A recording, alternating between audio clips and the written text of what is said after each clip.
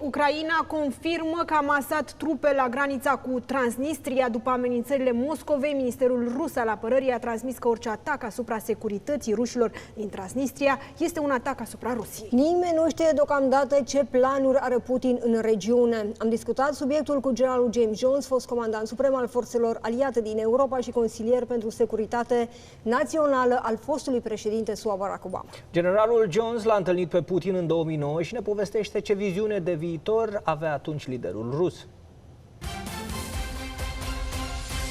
Do you think that Putin will try to annex Transnistria? Does he have a plan in that region? Well, I don't have any insight into Vladimir Putin's twisted mind. As you mentioned, I just came back from the Munich Security Conference.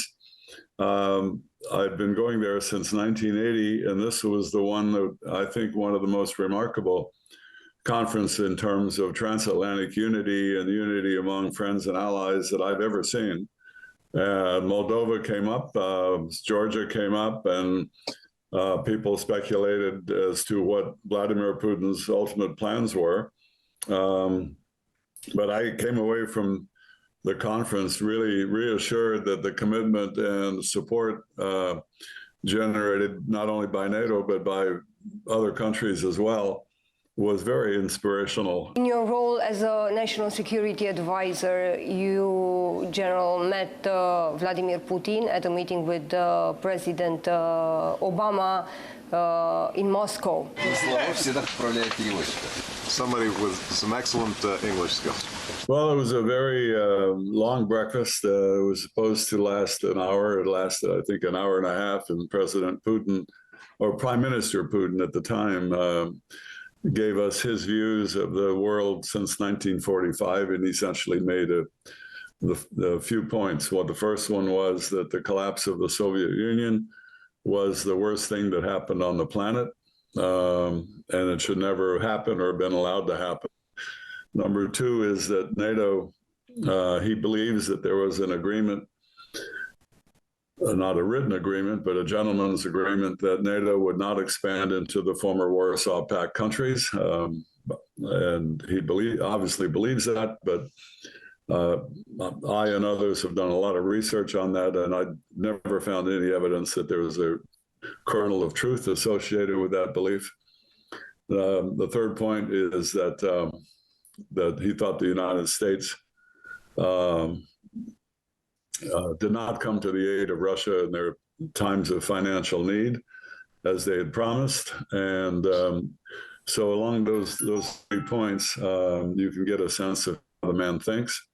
And of course, his speech several years ago at Munich still resonated and was played back over and over in terms of his intentions with regard to creating a border separation between Russia and Europe. And of course, that comes at the expense of other countries, the first one now being Ukraine. Думаю, очевидно, процесс натовского расширения не имеет никакого отношения к модернизации самого Альянса или к обеспечению безопасности в Европе. Наоборот, это серьезно провоцирующий фактор, снижающий уровень взаимного доверия. И у нас есть справедливое право откровенно спросить, против кого это расширение. Why did Putin decided to invade Ukraine? I think Vladimir Putin's always wanted barrier countries separating Russia from Europe, and Ukraine is one of them. I think that Vladimir Putin has always been afraid of NATO expansion.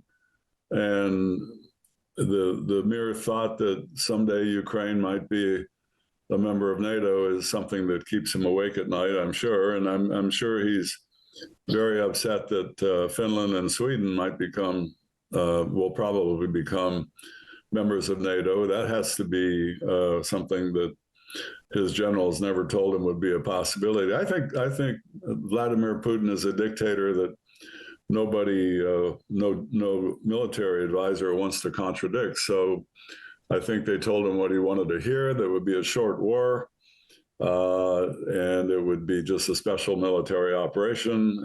And pretty soon Ukraine would be conquered. He badly miscalculated the training that the Ukrainian army had been going through for a number of years to become more Western, and the results have been seen on the ground today.